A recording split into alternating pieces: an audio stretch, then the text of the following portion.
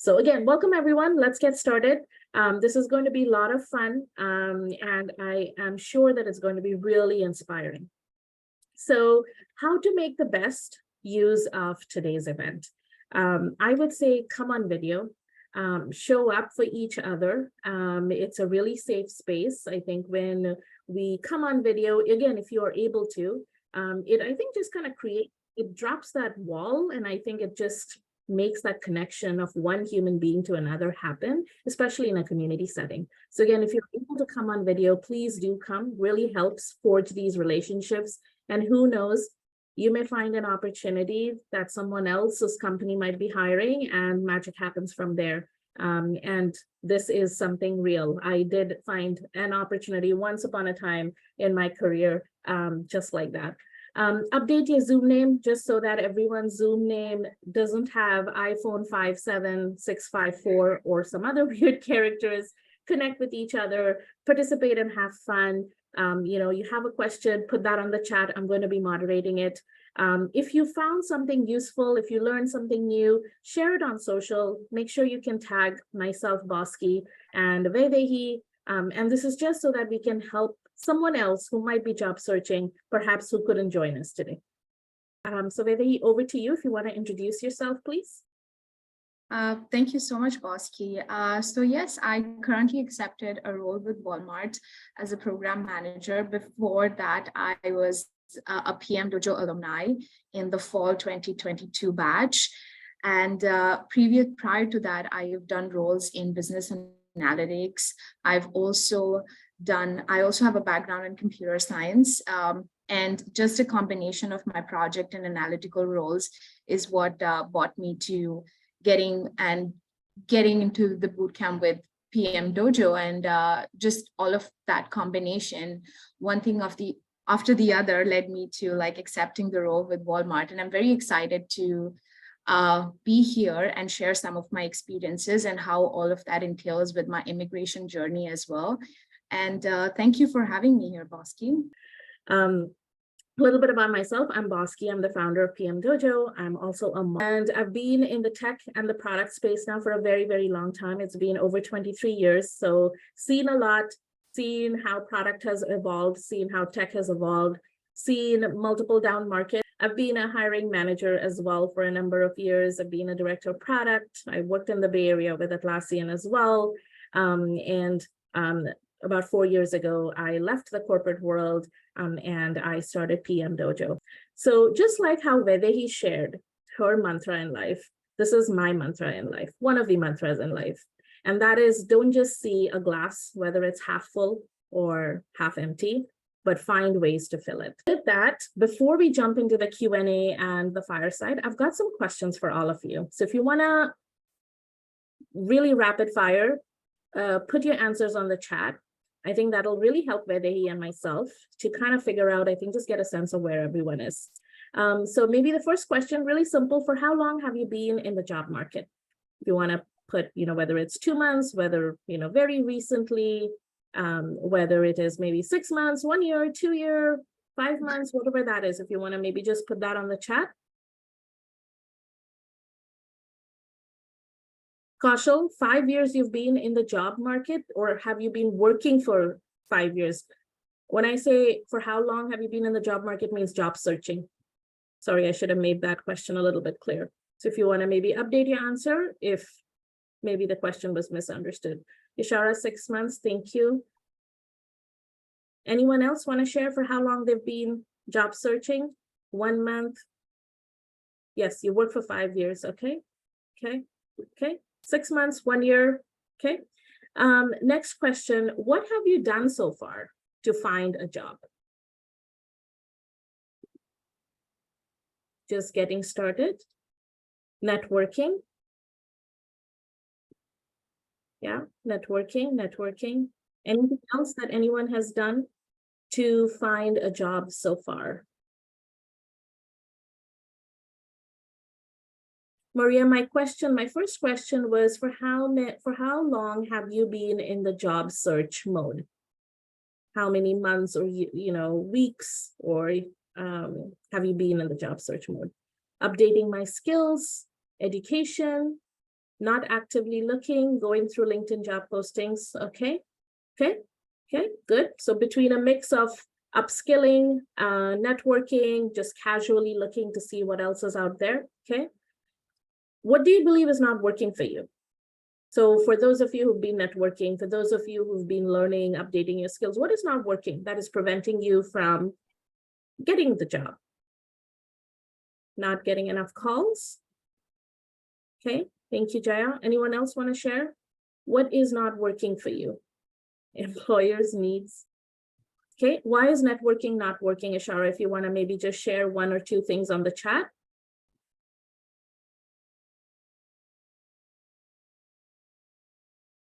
Okay, employer needs. Okay, I'm assuming that they're coming with their wish list searching for a unicorn. And sadly, we don't have unicorns in the real world. Okay, so between a mix of, I think, not getting calls for interviews and not getting interviews, kind of not being able to meet a lot of the requirements of the job, a lot of these things are not working. Okay. So Vaidehee, we're going to kind of try to embrace some of these elements in some of the questions, if that's okay. Yeah. I'll very quickly go over what is PM Dojo.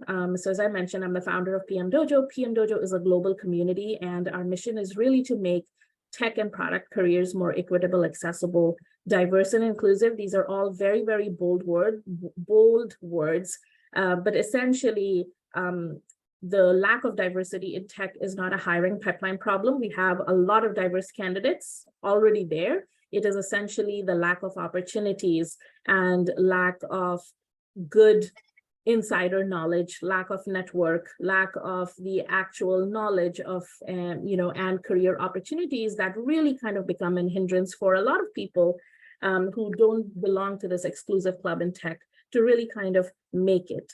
Right. And that is one of the biggest things that we are trying to do for the last 4 years in PM Dojo. Our product accelerator program that Vaidehee is a part of, she was an alumni, she's completed the program, really is a very unique program. Nothing like this exists.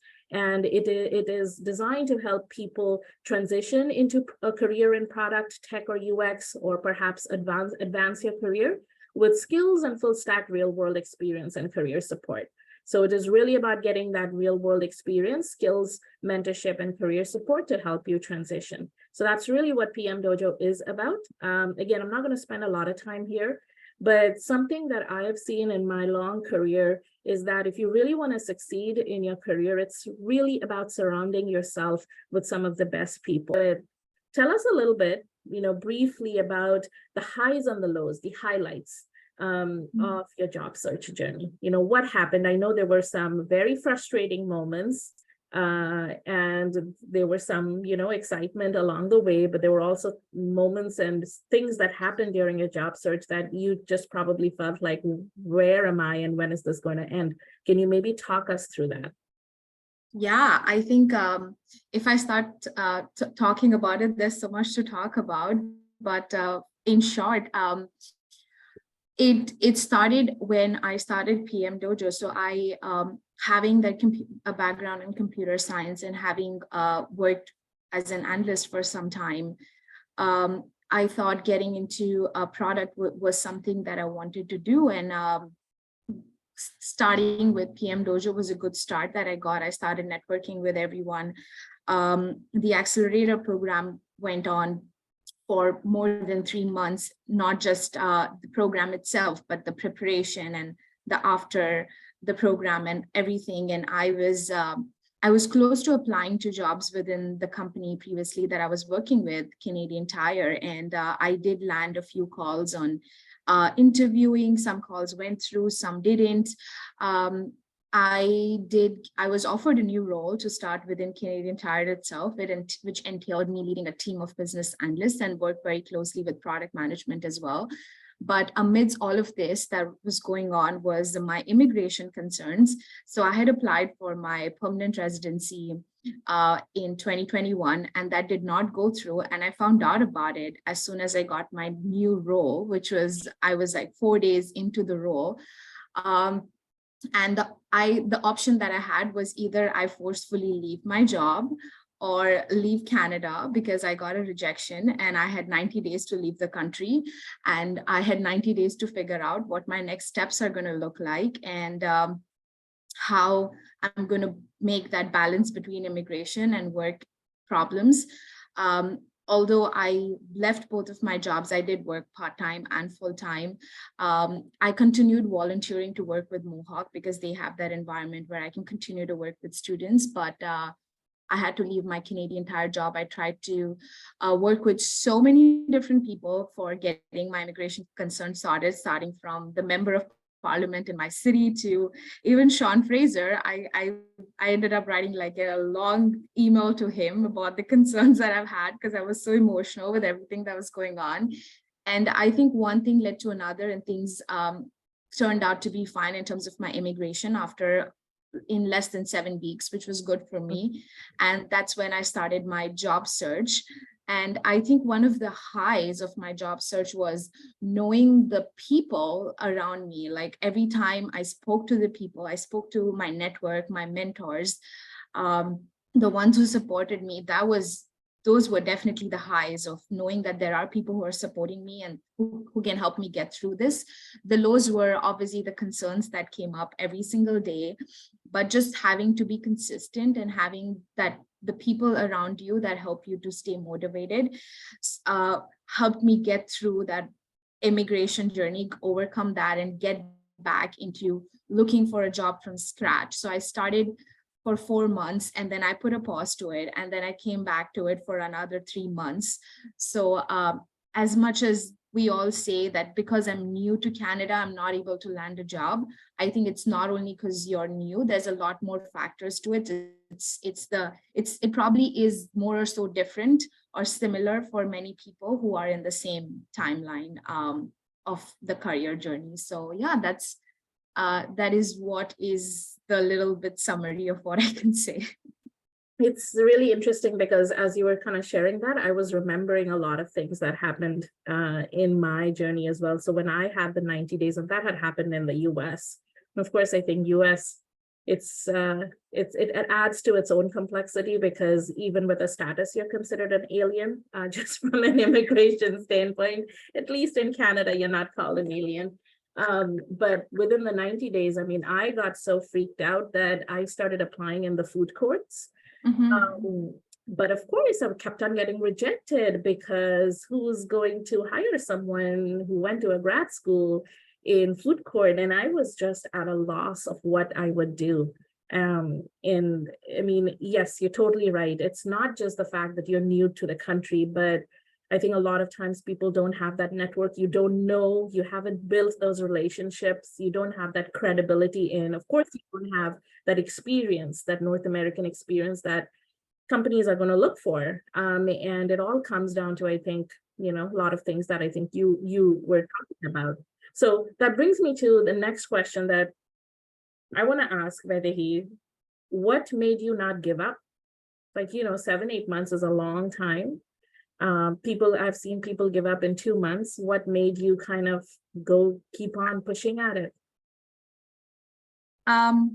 I think the one thing that definitely helped me pushing at it was obviously staying connected with social media in terms of like especially LinkedIn, because that was a peak time when I would see so many posts from people saying that they've been laid off and there are things going on in their life. And I think just my family reminding me that your problems are really small in front of people who have these things going on. Someone once told me that you have no mortgage to pay, you don't have kids to take care of, you're just one single person and you need to just take care of yourself. Your problems are so much more lesser than everybody else. But again, not trying to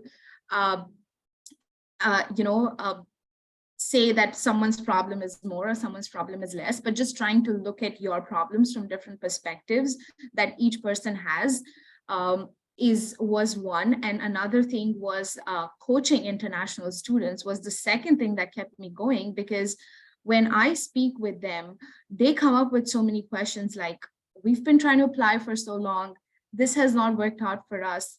And we have these many questions, we're not able to network with the right kind of people. And when I kind of reminded them on a daily basis, that was also a reminder to myself that you need to be consistent and you need to keep going. There are going to be times when you obviously kind of doubt yourselves, not times, there's like every hour you're just like doubting yourself with every email or every rejection that you get, but not letting that company decision or that one person make that decision for you. So again, having the right people around you and just the passion of me trying to work with international students closely, I think that was another thing that helped me keep going.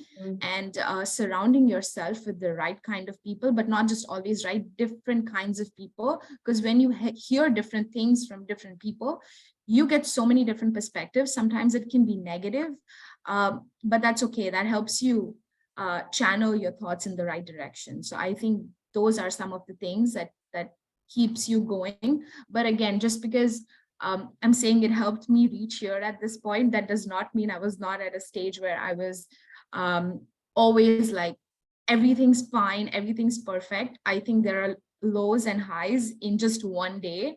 I'm like, oh my God, this is not working out. And the next moment I'm like, this is working out. But consistency is the key. Yeah. Yeah. I mean, so many gems there, Vaidehee. Like, surrounding yourself with people who are different is so much key, because I see a lot of times that you have a lot of people who are trying to search for jobs. They're kind of hanging together with themselves, and they obviously don't hear a different perspective than, let's say, someone who is not in the job search mode, right? Just as an example. And I think it's really important, because otherwise it becomes an echo chamber. And a lot of times I think, job search can feel very negative, and I think it becomes very, very hard to find that positive or something, positive about the job search process to keep going. So 100% in agreement of that. I think the second thing that you mentioned out there was, you were helping out the international students. I think this is one thing that one of my mentors told me years ago, and he said, it is extremely important to find another cup that fills you rather than just trying to stay with one cup. And what he meant by that was, like for you, right? Like you were going through this job search. It was, yes, very, very hard and challenging, but you found another outlet. And that can really be a very good boost to motivate. So again, that is something that, highly, like I really recommend that for everyone. I think that is really, really helpful. And I think something else, that this is just my perspective. I think someone said that, I don't remember who said it, but they said that everything that goes down has to come up, and everything that is up and high and good will see a low. But that's just the cycle of the world and cycle of life. And so, just because you have a magnificent job doesn't mean that things are not going to get bad. And if things are really bad, it doesn't mean that things are not going to get better. So it's always about, I think, really having that outlook and that perspective that helps us, I think, persevere through any of life's challenges, right? And that's what really resilience is about. Loved it. So one question that I received here from someone, and I did see in the chat, there were quite a few people talking about, I think, immigration and visa and things like that. How important is actually having that Canadian or US experience for someone looking to find their first role in tech?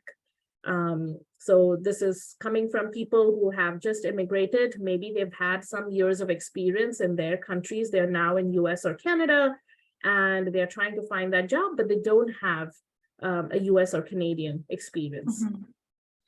I think there are different ways to look at it. And the answer to that question is yes, it is very important. But again, it's also important the way you look at it. So it is important for you to have that Canadian experience and that American experience that you're looking for yourselves.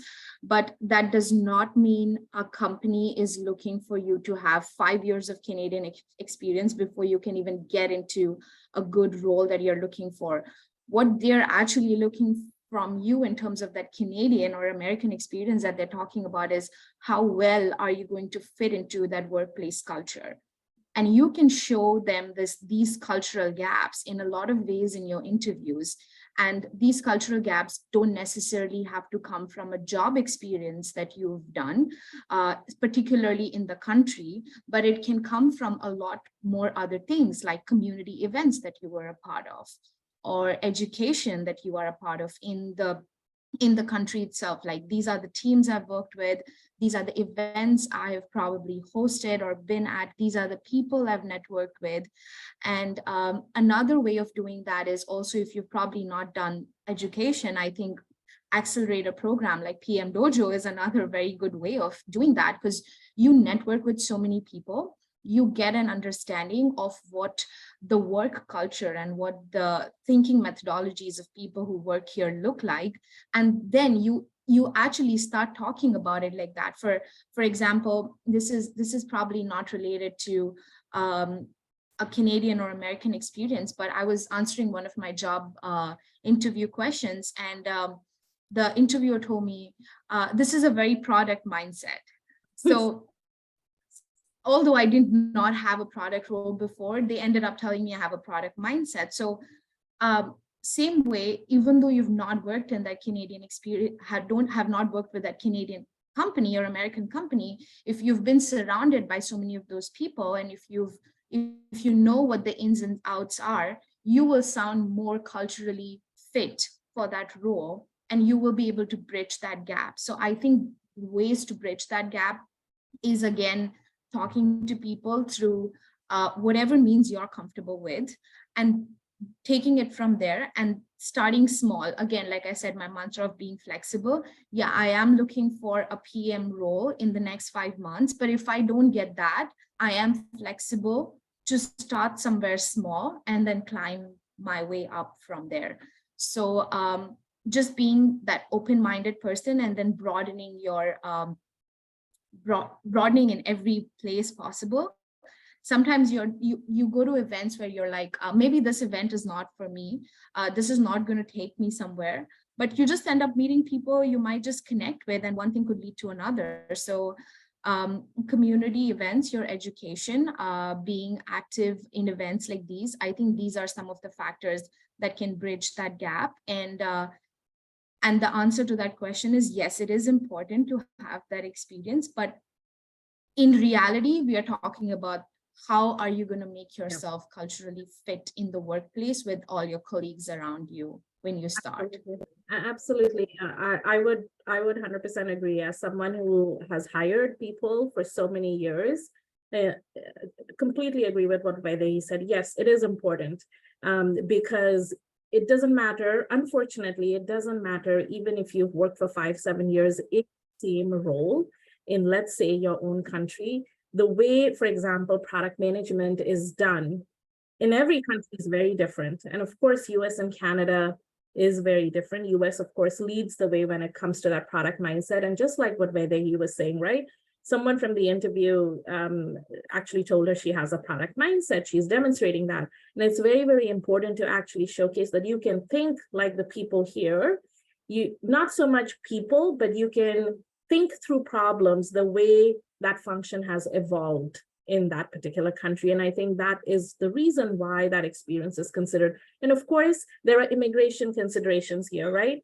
Any company, and I'm just speaking now, just as someone who has hired in a lot of companies for so many years, anytime a company is trying to hire and they put out that job posting or that requisition, they have to prove to the government of the country, immigration of that country, that they couldn't find a citizen of that country to give them the job. And that's why they are even considering and interviewing international, like folks who don't have citizenship. This is true for every single country. If there were other people from other country going to, let's say, India, China, they would experience the same thing. And so from a country's perspective standpoint, of course, every country and every government has an obligation to make sure that their own citizens are employed. I think that's just, it goes without saying. But to Vaidehee's point, it is so important to start finding all these different ways that you can build up those experience, those skills, those ways of thinking, so that you can reduce some of that blockers, right? And PM Dojo experience is considered experience. And this is something that a lot of the companies in US and Canada do recognize, which is why we see like over 95% of our fellows who actually make successful transitions. So again, make sure that, don't just kind of, I think, get into, yes, it's going to be hard. It's going to be extremely hard, but that's where we are. And so rather than seeing the glass half full, find ways to fill it. I think it really kind of goes there. Yeah, and I would probably want to add something there and ask a question to you, Bosky. I work with so many international students, and like we're just talking about immigration. Let's say I don't know about others at least, but we have that fear inside of us. Oh, I've not been here. I'm new here, and I'm applying for an analyst role. I have probably 10 years of experience, and I'm only applying for an analyst role because it's my first role in Canada. And I'm just so scared, and I'm probably like, oh, this is not meant for me. I see like 10 of my other folks who have come in and who've started working part-time roles at probably other places, like you mentioned, working at food courts and other places, only because I look down upon myself and I'm like, I'm not able to do this. And I didn't even give it a shot to go out there and look for that job, and I just already looked down upon myself. So have you experienced that with working with so many immigrants and hiring them? Have you experienced that we always kind of tend to look down upon ourselves and just put ourselves in that desperate situation and be like, maybe we're not capable of this, but actually we are capable of much more than that? Absolutely. 100% of the time. And I've gone through these motions myself so many times. Every time I started in a new country, I was starting on a visa, right? And, I think with some gray hair and hopefully a little bit of wisdom that comes along with age, I think something that I've kind of learned is that this kind of doubting our capabilities is a very human trait. And everyone is going to do that. Even the citizens of the country do that. And so if we have made a decision to leave our own country and come to another country for opportunities, for studies, for jobs, then that is a decision that we made, and we should actually accept and at least give it a shot. There'll always be regrets in life, but I also have come to realize and believe in something that I don't want to live my life with what if regrets. And so I give it my shot wherever I decide I want to pursue, with, not like a crazy person. I'm going to just start applying here. I'm going to apply for a president job. If I'm just coming here and I don't have. So I think within reason, you want to be pragmatic. You want to be idealistic as well. But I think pragmatism wins a lot. I think in crazy markets like we are right now. But I think I don't want to live my life. So I always give it a shot. And, I'm like, I have reached out to people in my career when every time I've moved to a new country, like just randomly. And I've been surprised that they have returned back. I think the question really that I think people need to understand is, how do you reach out to people? Like a lot of times people are going to reach out and say, hi, great profile. I am looking for a job and I've been in the job market for 6 months. Can you help me? That is one way. And I think another way is you actually do it in a way that the other person would actually feel and want to help. And I think that is really important to learn. So I think, I think the definition of networking was something that I had to reframe, not only as an immigrant, but also as a deeply introverted person, because it doesn't come naturally to me. And so for me, it wasn't just about going to any event back in the day when, you would actually meet people in person, which I was really bad at. But, I found that for me, it was much better to meet people one-on-one as opposed to going in a large room. But again, making sure that, I did it my own way, and I took time to make that other person feel like they were very valuable. But not sound like I was trying to like just put them on a pedestal. No, because then that isn't genuine. But do it in my own way, my own awkward way, where I made them feel valuable, that I really respected their time. And I wasn't just going there and coming to them to just get something from them. Because building a relationship is a two-way street. Building a relationship is not sending a LinkedIn connection request and then asking for a job. And I think that was the biggest reframing that I had to do in my career. But Yeah. self-doubt, it exists everywhere. What are you going to do about it? I think, again, this was one thing that I had to teach myself over the years, is that self-doubt, I don't try to overcome self-doubt. I think I used to talk about this in PM Dojo a lot as well. You cannot overcome, right? Because if you overcome, then you're probably not even a human being. But what you can do is you have a choice, either to let this self-doubt and questioning yourself help you get better at something, right? Where, yes, you're going to feel awkward, you're going to feel really, really uncomfortable, but that is also where the biggest growth happens, because you're going to force yourself to learn skills and learn, get new experiences. But if you cross the line, that very thin line, you actually risk yourself to become this overconfident jerk that no one wants to talk and work with. So which side of the line do you want to be, Bossy? That was a question that I used to ask myself. And I think for me, again, you and I were talking, right, about integrity and credibility just before the event started. Yes. I think for me, I would much rather keep on questioning myself and maybe be that person who lacks a little bit of confidence here and there. But I want to be someone that people want to work with, right? I want to be someone who's approachable.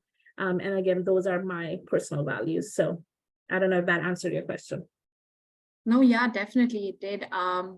Especially the aspect where you spoke about how you started talking to people one-on-one and not in a group setting, because your natural personality was being an introvert. And I think that was one of the questions on the chat as well, like when you prompted the, like, how is it that we reach out to someone on LinkedIn and when you're not comfortable doing that networking? So I think it definitely did answer that reaching out to people and starting your networking journey.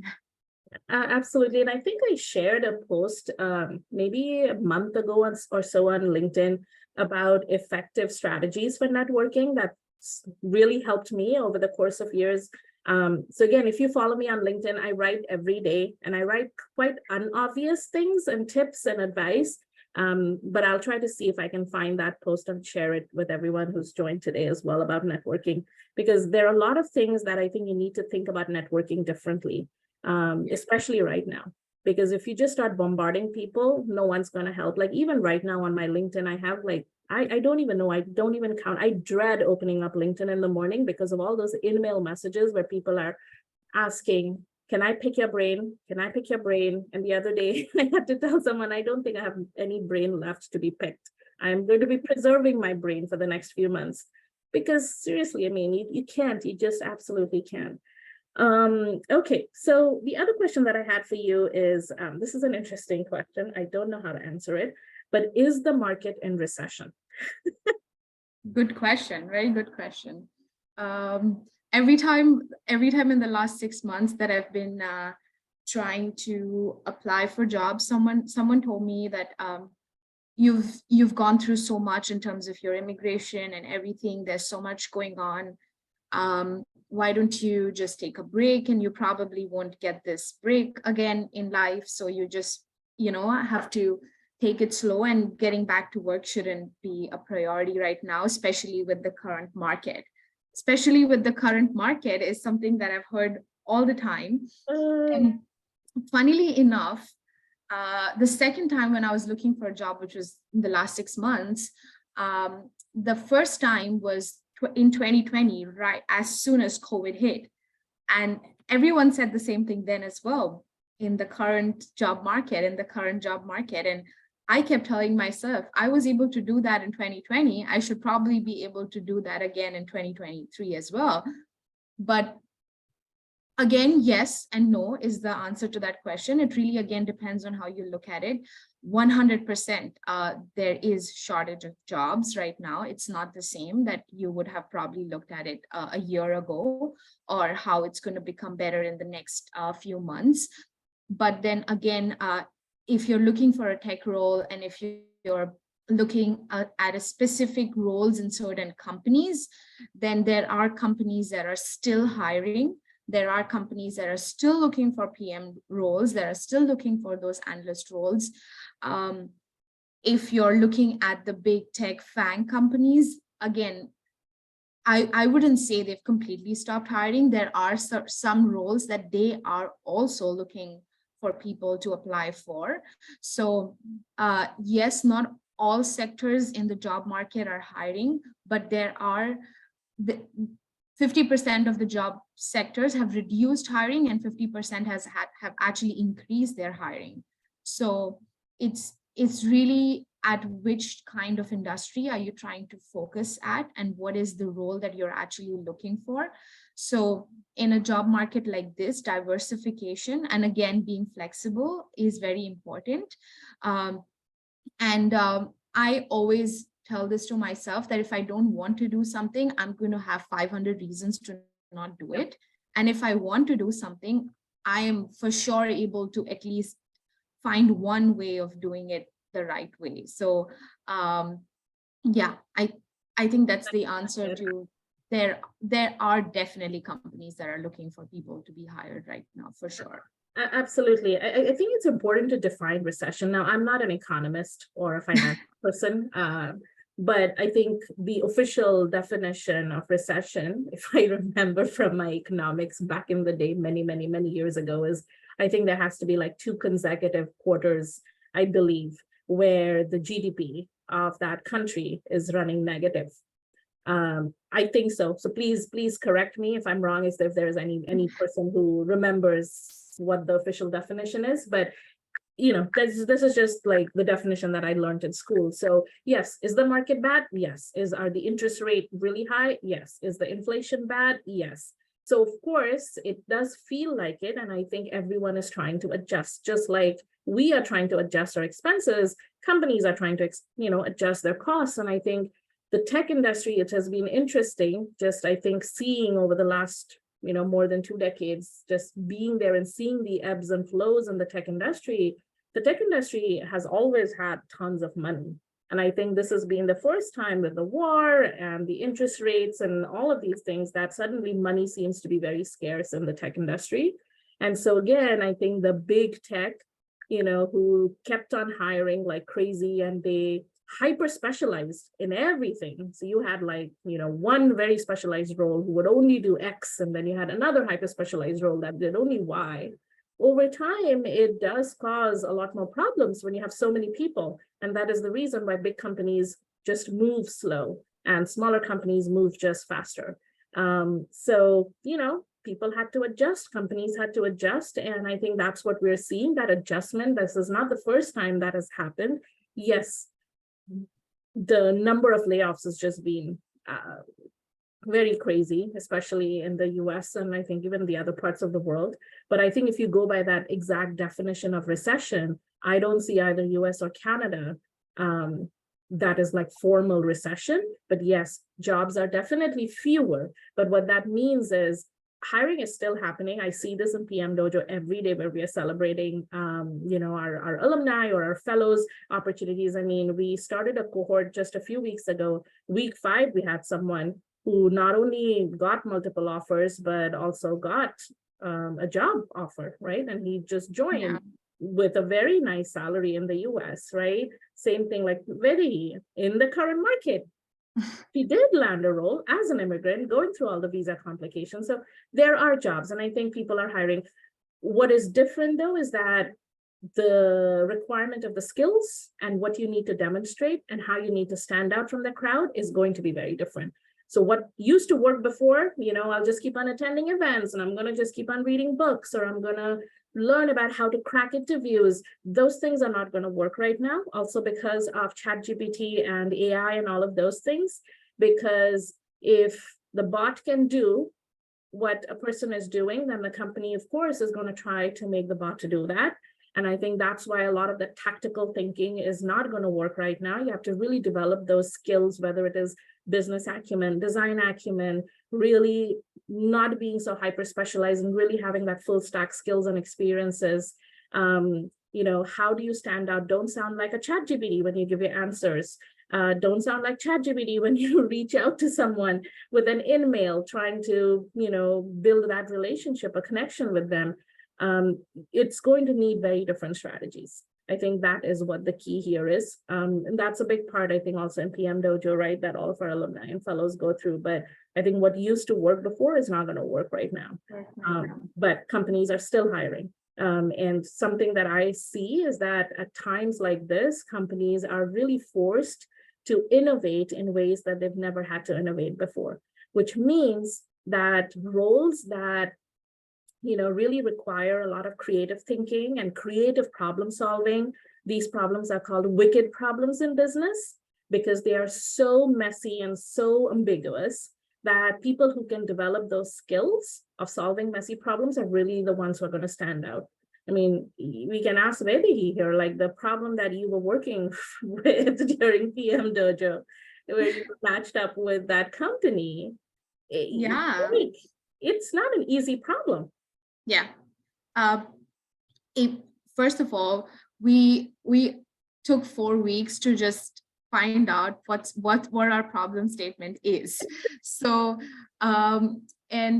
and that really helped me with my current interviewing role with Walmart too, because their problem in their team was that we know what problems we have, we know what solutions we have, but which problem to focus on right now, and what is it that our users want us to solve immediately,